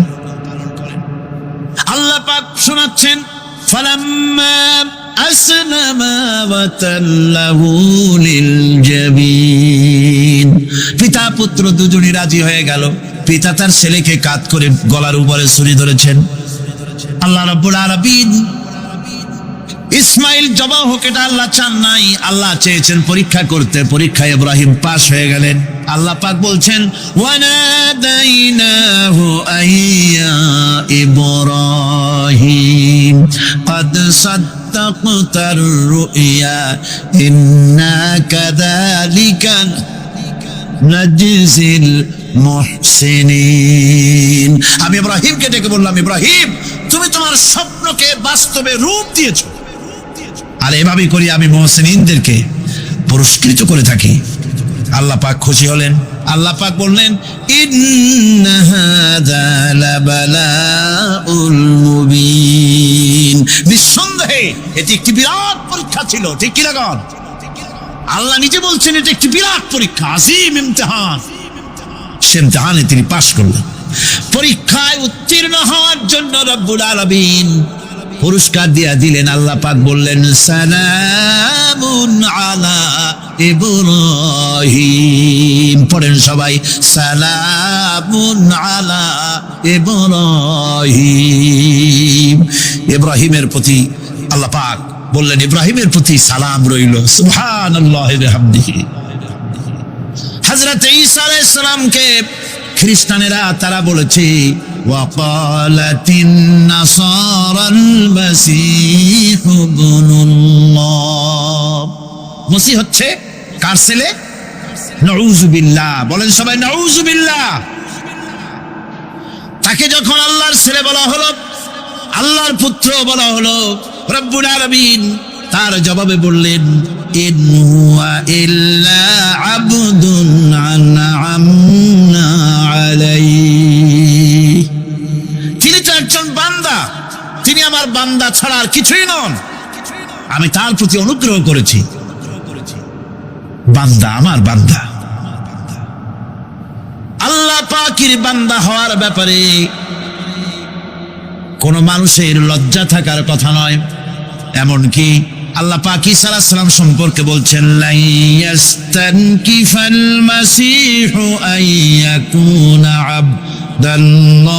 আবদান লিল্লাহি ওয়ালাল মালাইকাতুল মুকাররাবুন। মসিহ আল্লাহর বান্দা, তাতে কখনো বিন্দু মাত্র লজ্জা তিনি পোষণ করেন নাই যে আমি আল্লাহর বান্দা, আল্লাহর গোলাম। এটা একটা কথা হইল? এরকম লজ্জা তিনি পোষণ করেনি। এমনকি তার নিকটবর্তী ফেরেশতা যারা, তারাও আল্লাহর বান্দা গোলাম হওয়ার জন্য তাদের ভিতরে কোনো লজ্জা নাই। যারা নাকি আল্লাহর গোলাম, এই ব্যাপারে যাদের মধ্যে লজ্জার সৃষ্টি হয়, আল্লাহর গোলাম এটা কেমন কথা, বান্দা হওয়াটা কেমন কথা, যারা গোলামীকে অস্বীকার করে তাদের সম্পর্কে আল্লাহ পাক বলছেন, ওয়া মাইয়াস্তানকিফ আন ইবাদাতিহি ওয়া ইস্তাকবির ফাসায়াহশুরুহুম ইলাইহি জামিআ। কেউ যদি আল্লাহর বন্দেগী করার ব্যাপারে লজ্জা পোষণ করে, যদি লজ্জার কারণ মনে করে, অহংকার করে, গৌরব করে, তাহলে তারা পালাবে কোথায়, যাবে কোথায়? আমি কিয়ামতের দিন সবগুলিকে এক জায়গায় করে ফেলবো। সুতরাং আল্লাহ পাকের গোলামিতে আল্লাহ যে বান্দা বলে যখন ডাকেন, লজ্জার কোনো কারণ নাই। অহংকার যে করবে সে নিজেকে ধ্বংস করবে। আল্লাহ পাক সব নবীদেরকে নিজের বান্দা বলেছেন। নবীরা কি? আল্লাহ পাকের বান্দা। হযরত ইউসুফ আলাইহিস সালাম সম্পর্কে আল্লাহ পাক বলছেন, কাযালিকা লিনাসরিফা আনহু আস-সুআ ওয়াল ফাহশা ইন্নাহু মিন ইবাদিনাল মুখলাসিন। এরূপই ঘটল যাতে আমি ইউসুফ আলাইহিস সালামকে, আমার বান্দা, তাকে আমি নির্লজ্জতা ইত্যাদি থেকে আমি রক্ষা করেছি। নিশ্চয়ই হযরত ইউসুফ ছিল আল্লাহ পাকের বান্দা, আল্লাহ পাকের আব্দ। রাসূল করিম সাল্লাল্লাহু আলাইহি ওয়াসাল্লাম তিনি হচ্ছেন সর্বশ্রেষ্ঠ আল্লাহর পয়গম্বর। তার থেকে শ্রেষ্ঠ নবী আর কি কেউ আছে? জোরে বলেন, আছে? তার থেকে মাহবুব, তার থেকে শ্রেষ্ঠ আল্লাহর কাছে আর কেউ নেই। সেই নবীকে আল্লাহ রাব্বুল আলামিন কোরআনে কারীমের ভিতরে তাকে আব্দ বলেছেন। কি বলেছেন? অনেকগুলি আয়াত আছে যে আয়াতের ভিতরে আল্লাহ পাক তার নাম নেন নাই, নবী বলেন নাই, রাসূল বলেন নাই, শুধু বলেছেন আব্দ। যেমন ফাআওহা ইলা আবদিহি মা আওহা। অতঃপর তার বান্দার নিকট যা ওহী করার ছিল তা তিনি করলেন। সেই বান্দাকে মুহাম্মদ সাল্লাল্লাহু আলাইহি ওয়াসাল্লাম। অন্য আয়াতে আল্লাহ পাক বলছেন, وأنه لما قام عبد الله يدعوه كادوا يكونون عليه لبدا। আর এই আল্লাহর বান্দা যখন নামাজ পড়তে দাঁড়িয়ে গেল, আল্লাহকে ডাকার জন্য যখন দাঁড়ালো, তখন লোকেরা তার উপরে ঝাঁপিয়ে পড়লো। ঝাঁপিয়ে পড়ার জন্য প্রস্তুতি গ্রহণ করলো। এখানে আব বলা হয়েছে কাকে? মুহাম্মদ সাল্লাল্লাহু আলাইহি সাল্লামকে। এভাবে করে অন্য এক আয়াতে আল্লাহ পাক তার হাবিবকে আব বলছেন, বান্দা বলতেছেন, ইন কুনতুম ফি রাইবিম মিম্মা নাযালনা আলা আবদিনা। আমার বান্দার উপরে যে কিতাব নাজিল করেছি তাতে যদি তোমাদের কোনো সন্দেহ হয়, এই যে আমার বান্দার উপরে, ওই বান্দা কে? বলেন সবাই, মুহাম্মদ রাসূলুল্লাহ সাল্লাল্লাহু আলাইহি ওয়াসাল্লাম। অন্য আয়াতে বলা হচ্ছে, تبارك الذي نزل الفرقان على عبده ليكون للعالمين نذيرا।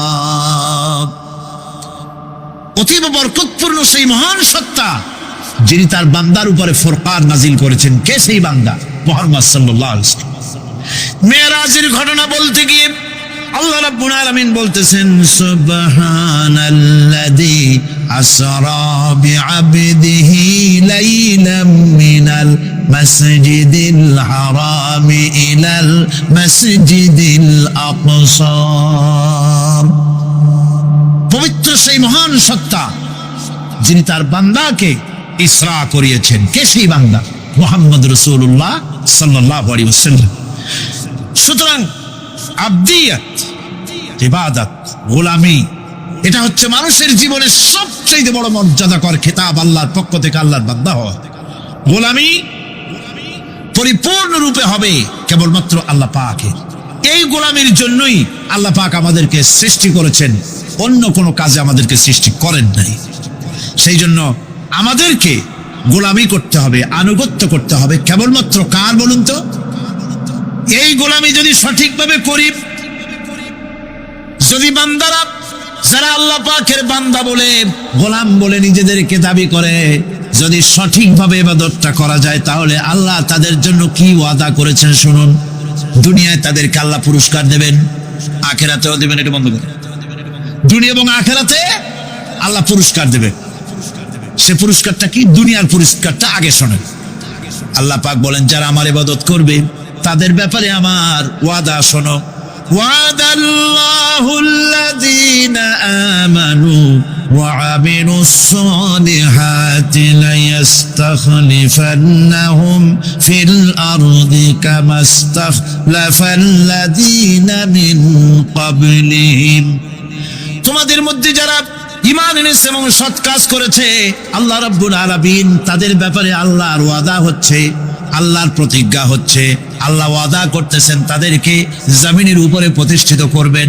যেমন করে তোমাদের পূর্বপুরুষদেরকে প্রতিষ্ঠিত করা হয়েছিল ওইভাবে তোমাদেরকে প্রতিষ্ঠিত করা হবে। সুবহানাল্লাহ। প্রতিষ্ঠিত করা হবে মানে রাষ্ট্র ক্ষমতা দেওয়া হবে। কি দেওয়া হবে? যদি গোলাম হও, যদি কি হও? গোলাম। আল্লাহ পাক বলছেন শুধু তাই নয়, আমি আমার দিনকে যারা প্রতিষ্ঠা করবে, আমার গোলামেরা যদি, আমার বান্দারা সঠিকভাবে যদি আমার গোলামি করে, ঈমান আনে, আমলে সালেহ করে, নেক কাজ করে, আমি তাদেরকে রাষ্ট্র প্রতিষ্ঠার সুযোগ করে দেব। আর তাদের জন্য ভীতির পরিবর্তে, সন্ত্রাসের পরিবর্তে শান্তি কায়েম করে দেব। সুবহানাল্লাহ।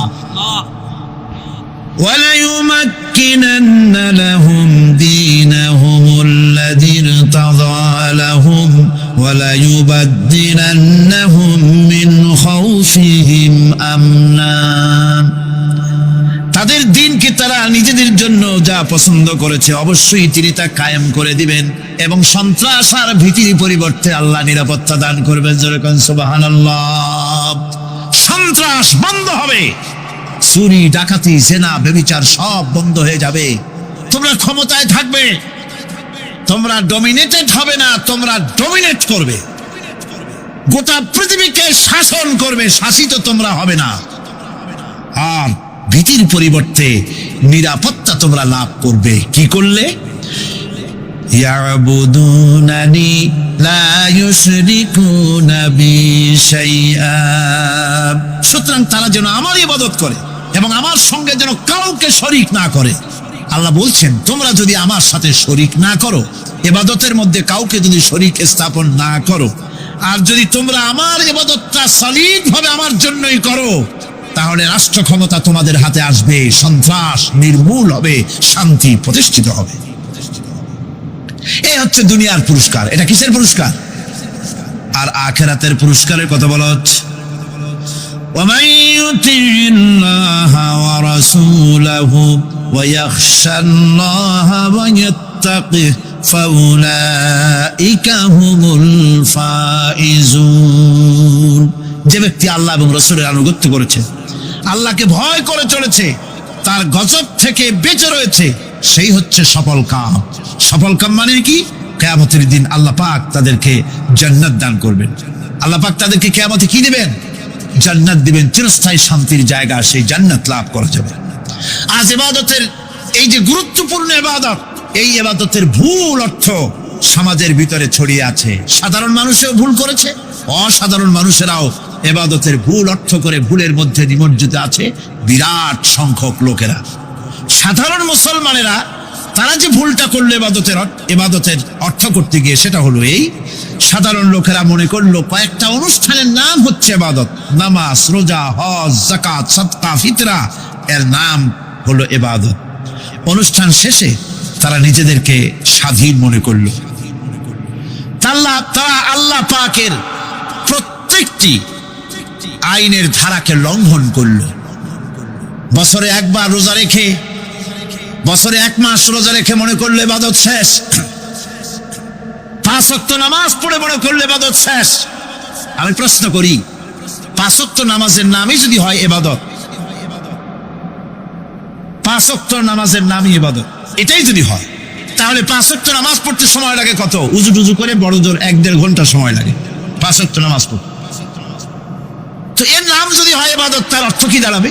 অর্থ দাঁড়াবে আপনি 24 ঘন্টার ভিতরে 1 থেকে 1.5 ঘন্টার জন্য আল্লাহর গোলাম, বাকি 22 ঘন্টার জন্য শয়তানের গোলাম হতে কেউ রাজি আছেন? রোজার নামই যদি হয় শুধু ইবাদত, তাহলে তার অর্থ দাঁড়াবে বছরের ভিতরে 1টা মাসের জন্য আপনি আল্লাহর গোলাম, আর 11 মাসের জন্য শয়তানের গোলাম হতে কেউ রাজি আছেন?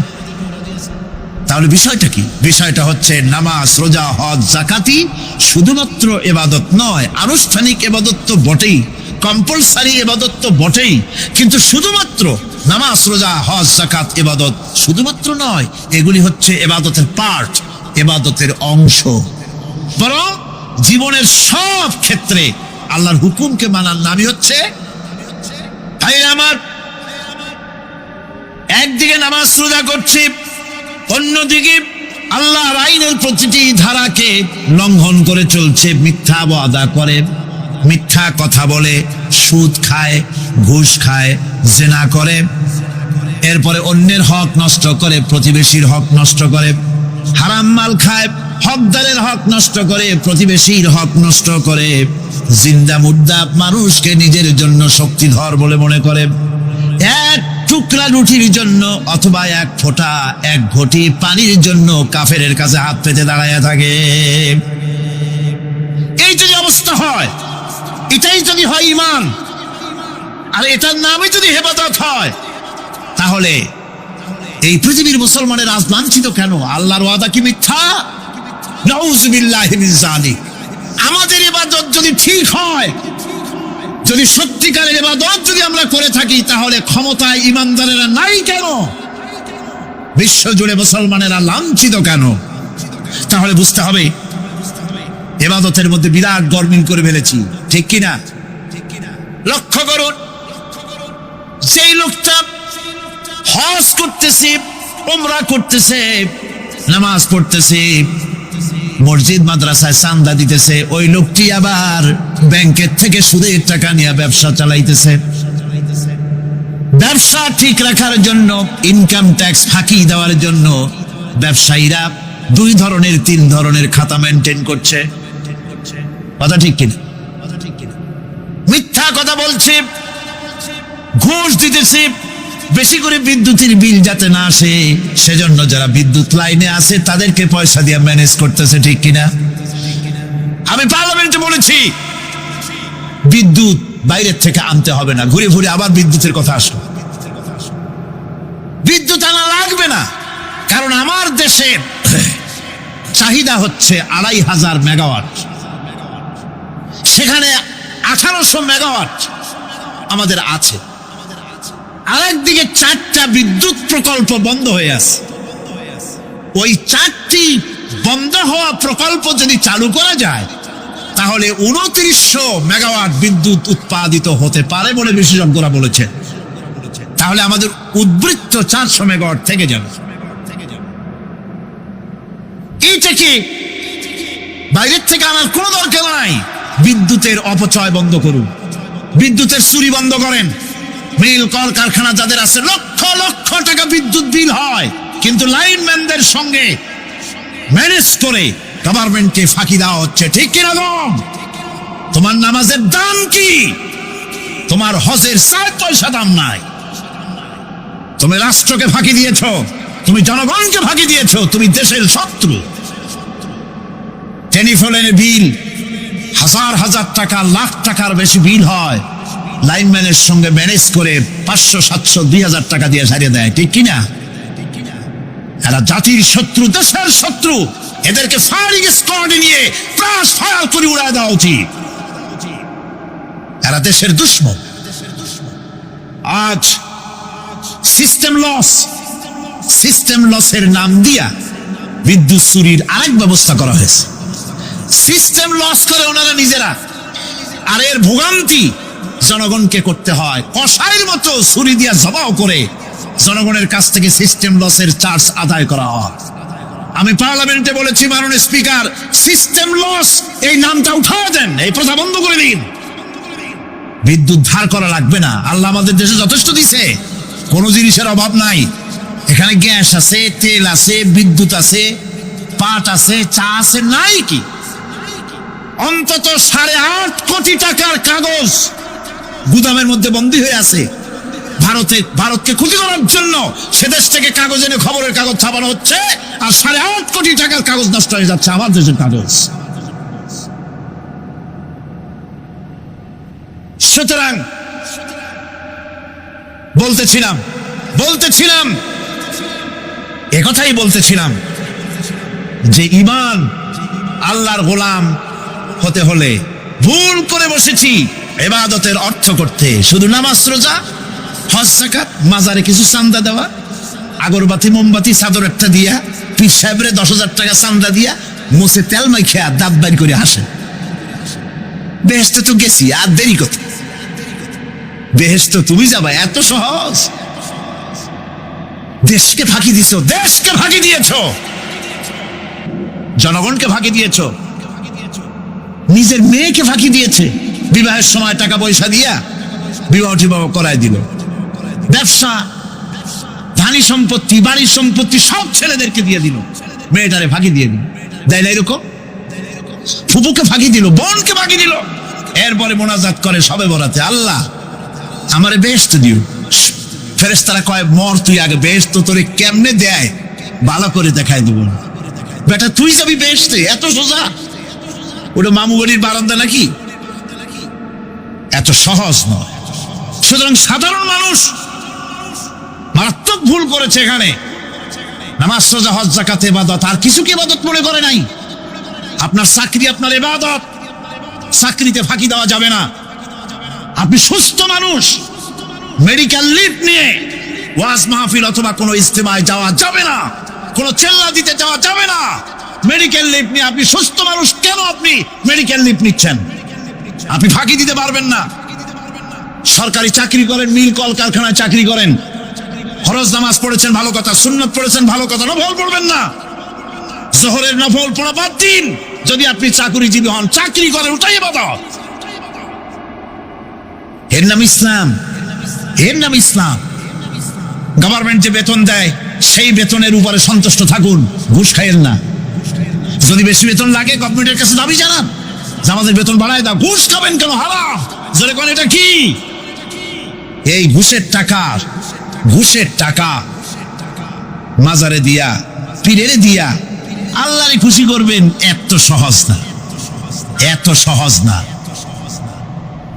সেই জন্য আমি সব ভাইদের খেদমতে আরজ করব, ইবাদত হচ্ছে জীবনের সব ক্ষেত্রে গোলামি, সকল ক্ষেত্রে গোলামি। চাকরিতে, অফিসে, আদালতে, কলকারখানায়, ক্ষেত খামারে, পার্লামেন্টে, সেক্রেটারিয়েটে, সেনানিবাসে, স্কুলে, কলেজে, বিশ্ববিদ্যালয়, সর্বত্র গোলামি কার? আল্লাহ পাকের। রিজকে হালাল করতে হবে, উপার্জনকে হালাল করতে হবে, সত্যিকারের আল্লাহর গোলাম হতে হবে। এক্ষেত্রে ইবাদতের অসাধারণ ব্যক্তি যারা, তারাও এক শ্রেণীর অসাধারণ ব্যক্তিরাও ভুল করে বসছেন। তারা যে ভুলটা করলেন ওটা হচ্ছে তারা তাসবিহ, জায়নামাজ, খানকাহ, হুজরাখানা এর ভেতরে বসে জিকির আজগার করাটা কি জীবনের জন্য আল্লাহর ইবাদত মনে করে নিলেন। আল্লাহর বান্দারা যখন অনাচার ব্যভিচারে লিপ্ত, আল্লাহর আইনের পরিবর্তে যখন মানুষের তৈরি করা আইন চলছে, চেচনিয়া বসনিয়া যখন মানুষদেরকে জবাহ করা হচ্ছে, বসনিয়ার মুসলমান সন্তানদেরকে যখন জবাহ করা হয়, কাশ্মীরের স্বাধীনতাকামী মুসলমানদের অধিকার হরণের জন্য তাদের উপরে যখন বন্য হায়নার মতো, পশুর মতো যখন ভারতীয় শত্রু সৈন্যরা যখন হামলা চালায়, সোমালিয়ার মানুষগুলি যখন না খেয়ে তাদের হাড়, পাঁজরার হাড়গুলি যখন বেরিয়ে যায়, তখনও যদি আপনি খানকার ভেতরে থেকে তসবিহ পড়েন আর তাহাজ্জুদের নামাজ পড়ে কপালে দাগ লাগান, এই অন্যায়ের বিরুদ্ধে যদি সোচ্চার না হন, আপনার এই তসবিহর কোনো দাম নাই। আপনাকে সোচ্চার হতে হবে, আপনাকে অন্যায়ের বিরুদ্ধে খাড়া হতে হবে। একদিকে তাহাজ্জুদের নামাজ তো পড়বেনই, জিকির তো করবেনই, কোনো সন্দেহ নাই। আর একদিকে সিংহের মতো অন্যায়ের বিরুদ্ধে গর্জে উঠতে হবে। তাতে যদি প্রয়োজন হয় মুজাদ্দেদ আল ফেসানির মতো কারারুদ্ধ হন না কেন, সেটাই কিসমত, সেটাই তাকদীর। হক কথা বলতে হবে। এই জন্য আমার বারবার মনে পড়ে আজকের এক শ্রেণীর লোক আমাদের দেশে এক শ্রেণীর লোক বাইরের থেকেও আসে, বিদেশ থেকেও আসে, নামের আগে আওলাদে রসুল লাগান। ফেদায়ে রসুল, মুজাহিদে মিল্লাত, আওলাদে রসুল। আজীব, তুমি আওলাদে রসুল। আওলাদে রসুল যদি হবে তাহলে তুমি যে দেশের মানুষ, সেই দেশে মুসলমানদের যখন জবাব করা হয় পার্লামেন্টে কথা বলে বেরিয়ে আসো না কেন? তোমার জেল হয় না কেন? কংগ্রেসের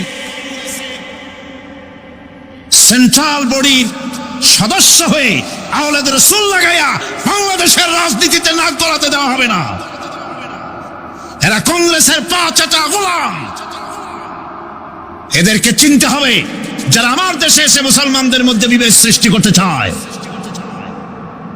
আমার মুসলমান ভাইয়েরা, সুতরাং আজকে আমাদেরকে বুঝতে হবে, নামের আগের 14 হাত লম্বা বিশেষণ দেখে ভুললে চলবে না। কথা মনে থাকবে, এরা কংগ্রেসের গোলাম। বাবরি মসজিদ যখন ভেঙে ফেলা হলো, তখন তো কোন আওলাদে রসুলের নাম তো শুনি নেই। তখন তো নামটা শুনছি ওই বুখারী বেটার, বাপের বেটা ইমাম বুখারী। তিনি বলেছেন, আমি ভারতের দিল্লির জুমা মসজিদের ইমাম শুধু নই, আমি ভারতের 18 কোটি মুসলমানের ইমাম। বাবরি মসজিদকে গড়ে দিতে হবে। কোরআন শরীফের বিরুদ্ধে যখন কলকাতা হাইকোর্টে কেস করা হয়েছিল কোরআনকে ব্যান করার জন্য, সেদিন তো কোনো আওলাদ রসুলের নাম শুনি নাই। সেদিন তো ওই বুখারী বেটাই বলেছেন, ভারতের হাইকোর্ট থেকে কোন জাজ, কোন বিচারক যদি কোরআন শরীফ ব্যান করা হলে বলে এই কথাটি উচ্চারণ করে, তাহলে আমি তাকে পায়ের তলে পাড়িয়ে ধরে বাম হাত দিয়ে তার জিহ্বাটা টেনে ছেড়ে ফেলে দেব।